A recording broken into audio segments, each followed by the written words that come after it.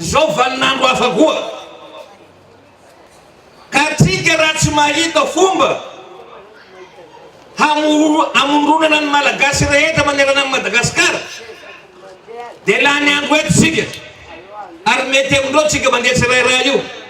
mifangatana ray tompoko andao tsika hifanantona amizay ivondrona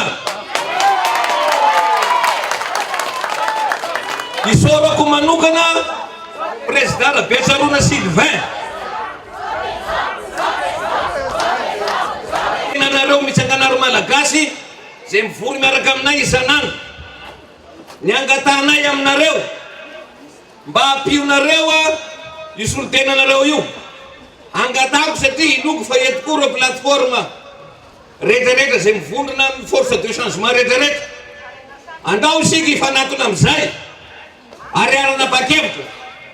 ahoana marina nitondrantsika ny tanitsika ty orinan zareo reo raha tsy voafaritra atsika zay mbola miayatsika migasy aninona marina mo zalareo oetiny dodoaizatsika ty ozy sasany ka angavina indrindra zay ny angavina inaovana an'le dinika voalohany amaritatsika inona no atao orinan'ireo inona ny priorité orinan'ireo ary ahoana ny fomba hitondratsika orinan'ireo zay tompoko ny angatanay hoe andaotsika hivondrona amizay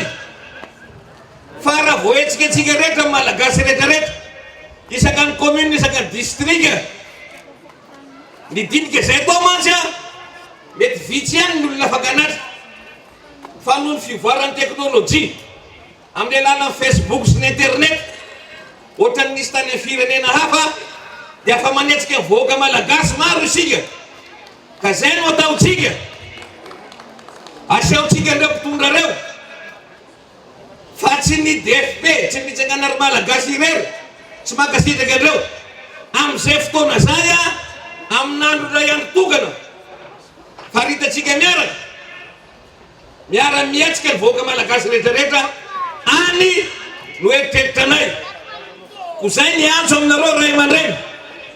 andaotsika hivondrona andaotsika hitambatra amizay fa ampy zay laha ny andro eto atsika hitanisan'ny problème Madagasikara fa izany efa milaza hoe tsy mino an'izany gasy mahantra zany